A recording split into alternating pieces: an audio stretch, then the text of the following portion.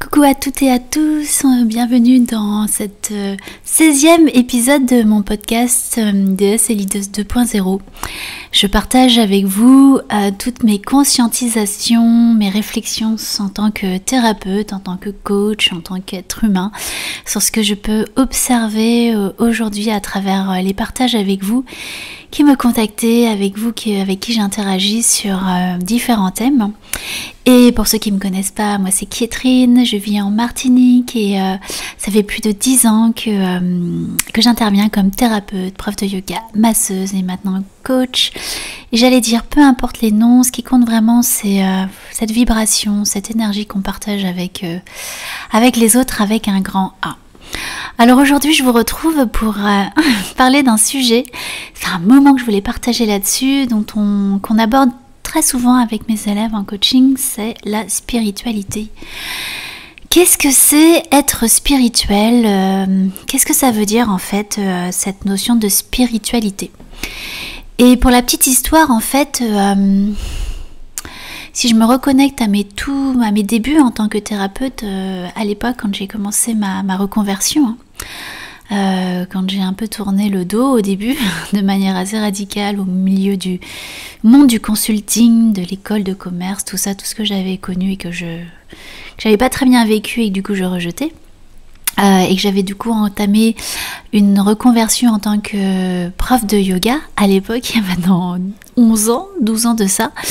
Je me rappelle que quand j'ai commencé à enseigner, j'osais pas du tout parler d'énergie, de chakra, de trucs qui pour moi me parlaient pas déjà, je les ressentais pas, je comprenais pas trop, je l'avais étudié bien sûr en théorie, le mental pouvait donner une explication, mais par contre en termes de ressenti, je le ressentais pas, donc en fait j'en parlais pas. Et au fur et à mesure en fait des années, j'ai côtoyé pas mal de guérisseurs, d'autres thérapeutes moi pour m'aider à guérir moi. Et c'est vrai que j'ai eu l'occasion de rencontrer beaucoup de guérisseurs, des médiums, tout ça qui avaient une autre compréhension du monde. Des bioénergéticiens par exemple aussi voilà, par exemple des gens qui me disent ah là je vois la couleur de ton aura, ou je vois les chakras qui sont un peu bloqués, ou bien encore je vois tes vies passées, ou bien encore je peux communiquer avec tes guides, tes anges, tes archanges, ton dragon, tes nains, enfin je dis ça avec beaucoup de sérieux parce que pour moi tout est possible, je reste très ouverte à ces visions et au contraire, je dirais qu'à travers tout ce cheminement et tous ces thérapeutes que j'ai consultés, je me disais oh là là, qu'est-ce qu'ils sont spirituels, ils sont bien plus connectés que moi, donc forcément je me mettais en comparaison et en dévalorisation et je me disais moi je suis nulle, moi je ressens rien, je vois rien, je comprends rien. Et c'est vrai que je me considérais pas du tout spirituelle, je me considérais même plutôt très terre à terre, pas trop connectée en fait.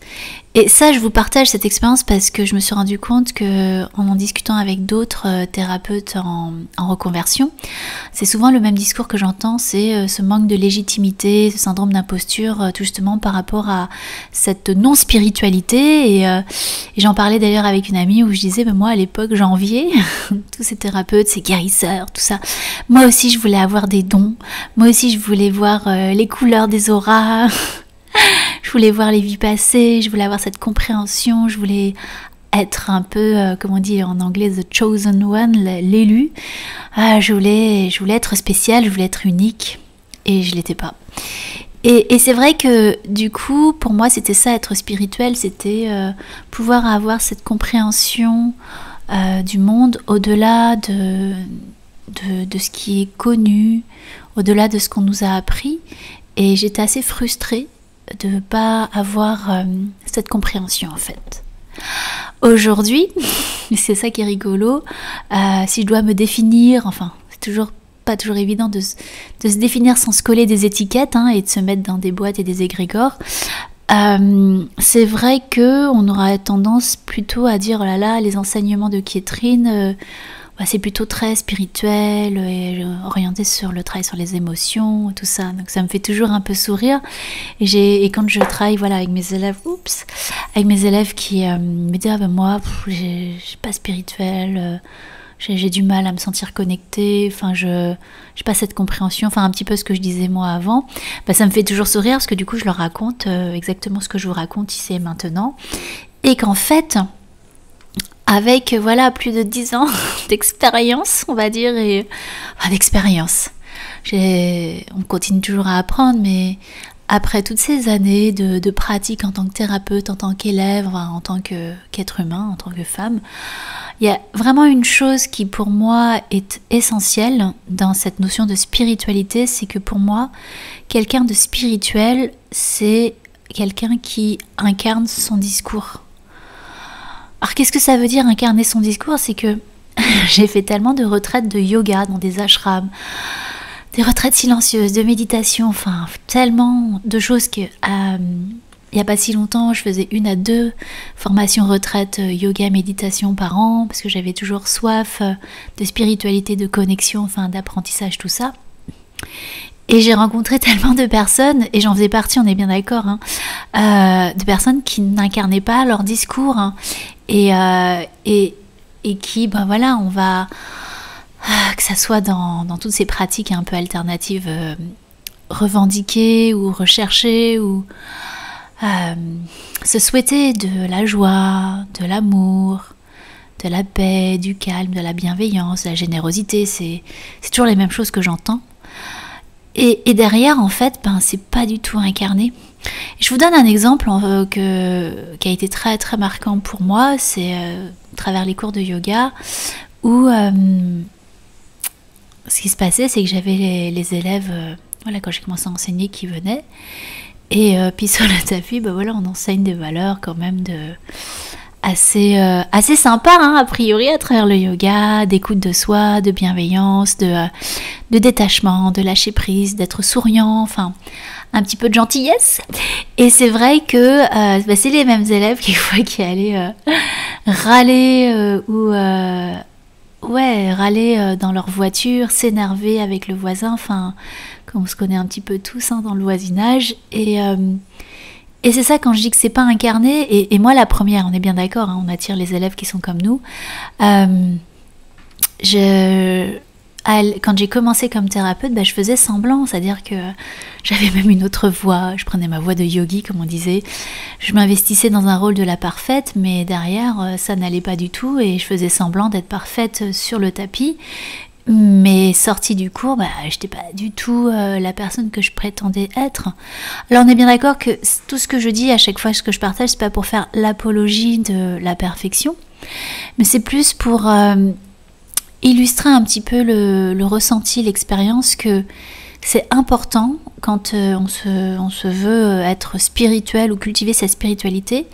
C'est pas discuter avec les guides ou avoir cette compréhension autre du monde, ou voir les couleurs ou quoi que ce soit, ça on s'en fout, à mon sens. Ce qui compte, c'est est-ce qu'on incarne véritablement son discours? Est-ce qu'on incarne la bienveillance? Est-ce qu'on incarne l'écoute? Est-ce qu'on incarne cette joie, cet amour? Et on est bien d'accord que cette incarnation, elle s'oriente d'abord vers soi, d'accord? Soi d'abord. Et ça, c'est quelque chose souvent à côté de laquelle on passe. C'est qu'on croit qu'il faut être bienveillant vis-à-vis des autres, plein d'amour et tout, puis en fait on s'oublie. Et ça donne le phénomène contraire de « Ah oui, je suis spirituelle et je m'ignore complètement dans mes besoins, à tel point que je me grille en fait en tant que thérapeute. » Voilà. Et c'est souvent un des travers qu'on observe chez les thérapeutes, les médiums, les guérisseurs, tout, peu importe les mots. Mais quand on se met au service des autres et qu'on met en avant des valeurs dites spirituelles, souvent on oublie le premier autre. Ce que j'ai souvent avec mes élèves, le premier autre avec un grand A, c'est nous. Et cette spiritualité s'applique d'abord à nous. Donc c'est à la fois très perché et très connecté, et en même temps très terre à terre. Pour moi, un être spirituel. Alors l'autre fois, je posais la question à mon élève, je lui disais, mais c'est quoi, qui est spirituel, qui représente la spiritualité pour toi? Alors moi, il me dit, oh, Dieu, Bouddha, Mère Teresa. Je fais ok. Et concrètement, comment ça, comment ça s'intègre? Et ben c'est cette bienveillance qui s'applique à soi d'abord, vraiment à soi d'abord. Donc si ça résonne en vous et que vous aspirez à plus de spiritualité dans votre vie, observez déjà qu'est-ce que ça veut dire être spirituel pour vous, quelles sont ses valeurs, peut-être la connexion, sentiment de connexion profond avec le tout, le grand tout. Et est-ce que du coup, quand vous vous sentez profondément connecté, vous vous appliquez, vous offrez, vous vous faites passer en priorité en fait, que ces valeurs de joie, d'amour, d'alignement, d'harmonie, vous les offrez à vous d'abord. Ça c'est vraiment pour moi la première clé, j'allais dire, ou première définition de cette spiritualité. Et ensuite, incarner son discours, ça le rejoint, c'est incarner dans la chair, c'est est-ce que je vibre, ce que je partage entre, presque j'allais dire ce que je prêche, est-ce que je vibre amour, est-ce que je vibre tolérance, bienveillance, c'est déjà vis-à-vis de moi, et ensuite vis-à-vis des autres. Et pour moi, ça c'est quelque chose où aujourd'hui on est un peu... je sais pas trop comment l'expliquer, où je rencontre tellement de personnes en reconversion, et c'est super, parce qu'il y a vraiment une prise de conscience que... voilà, la vie, les métiers tels qu'on nous les a enseignés, ça rend pas du tout heureux. Et donc on a envie d'autre chose, on a envie de se rendre utile, on a envie de contribuer à un monde meilleur. Et souvent, on s'oublie soi d'abord. Donc, vraiment, ça c'est quelque chose que je vois. Et donc on se dit, bon ok, il faut être spirituel, mais comment je fais? Donc on fait des formations sur les chakras, sur les énergies, tout ça, de plus en plus. Et ce qui est fou, c'est que derrière, c'est pas toujours incarné, et ça a été mon cas, donc c'est vraiment pas du jugement, au contraire. Moi je partage tout ça pour que si ça résonne en vous, de vous offrir, de faire le travail sur vous-même, de vous soigner, de vous guérir. Voilà, je veux dire, par exemple, on prend les chakras. Les chakras, voilà, qui se déroulent le long de la colonne vertébrale, on a différents centres énergétiques, ils ont une énorme symbolique émotionnelle. Et ça rate pas à chaque fois, enfin, c'est fou. Et moi, ça a été mon cas. Quand j'ai commencé en fait ma reconversion, mon changement de vie, après avoir été consultante au Luxembourg, j'ai fait des quintes de tout énormes. Enfin, j'ai somatisé à fond. J'ai fait beaucoup de crises d'asthme. J'ai eu, je sais pas moi, de l'eczéma, du psoriasis. Enfin, j'ai eu tellement de choses. Mais si je prends par exemple le cas de la gorge, parce que j'étais quelqu'un qui partageait pas du tout sa vérité. Comme je vous disais souvent dans les précédents partages, je disais, moi je me suis toujours adaptée pour plaire aux gens. Donc j'ai très forte pour m'adapter. Et forcément je m'entourais toujours de gens assez à fort caractère, assez dominateurs, surtout les femmes. Et du coup c'est très confortable parce que je me cachais derrière et je faisais ce qu'elle me disait de faire, et puis c'était bien, c'était confortable. Et derrière, en fait, j'étais un peu un béni oui-oui, je disais toujours oui, je faisais toujours en sorte que je leur plaise et qu'elles m'aiment, enfin voilà, c'était mon grand talent, c'est faire en sorte que l'autre t'aime. Et ce qui se passe, c'est que c'est un profond déni de soi, on s'ignore complètement dans notre vérité. Et derrière, forcément, j'avais des maux de gorge, des angines, des grosses quintes de toux, j'avais une extinction de voix, voilà, totale quoi. Et ça a duré quand même pas mal d'années, jusqu'à ce que je m'autorise enfin à faire le travail sur moi et à m'accepter dans ma totale imperfection, dans mes zones d'ombre. Et que je m'autorise à déposer ma vérité de ça me saoule, ça j'aime pas, ça j'aime, mais surtout j'aime pas parce que je disais que j'aimais tout à chaque fois, ça j'aime pas, ça je suis en colère, beaucoup de colère, ça m'énerve. Et ça, quand j'ai commencé enfin à m'autoriser à être totalement imparfaite dans mon imagerie, et à déposer ma vérité en disant voilà, moi ça me va pas, moi je préférais ça, forcément tous les mots se sont libérés au niveau de la gorge, les mots MEUX et MOTS. Et c'est ça l'incarnation, voilà, de cette spiritualité, c'est que par exemple si on fait un travail sur les chakras, et que on a un problème au niveau, je sais pas, de nos amygdales, qu'on a des angines, de la gorge, enfin c'est toujours gonflé, et que on a le choix entre soit on fait le travail sur soi et véritablement on s'autorise à déposer sa vérité, à arrêter de faire semblant et de dire les choses qui plaisent aux gens, et là on transcende l'émotion bloquée, on transcende enfin le schéma d'auto-sabotage, on s'autorise à être dans sa vérité, et là on libère le chakra de la gorge, et là on incarne véritablement cette spiritualité, cette libération au niveau du chakra de la gorge. Je sais pas si vous me suivez, hein. Et ça c'est une telle évidence en fait, c'est libérer, guérir. Donc pour faire le lien entre, ça veut dire quoi incarner cette spiritualité, c'est que là j'entends pas mal de personnes là qui font ce travail sur les chakras, ok c'est super, mais concrètement ça veut dire quoi? Donc tu libères ton chakra de la gorge, donc tu vas faire quoi? Tu vas enfin t'autoriser à dire non, à dire non merci, à faire des gros fuck, en disant ah non là c'est pas pour moi, et à dire oui, à dire non, à déposer des grands oui, des grands non, et à guérir tout justement cet espace de communication à l'autre et à soi, et transcender, et ouvrir les portes, les vannes de ce chakra de la gorge. Moi je donne l'exemple du chakra de la gorge, mais il y a tellement d'autres exemples. L'autre fois je travaillais avec une élève en session de guérison, et là, on était plus sur le chakra racine. Elle avait douleur au sacrum. Elle se reconnaîtra si elle écoute. Un bisou à toi. Et voilà. Et comme par hasard, sans faire le lien direct, parce que j'ai pas forcément cette lecture, on parle de la relation aux parents et aux ancêtres, aux origines, qui avait comme une forme de honte liée à ses origines, à ses parents. Mais ça a été mon cas aussi. J'avais porté pas mal de honte par rapport à mes origines asiatiques, par rapport à mes parents bot people, tout ça, qui parlaient pas très bien français. Et on a identifié voilà cette charge émotionnelle, cette honte, qui est venue se loger comme par hasard dans le chakra racine, dans le sacrum.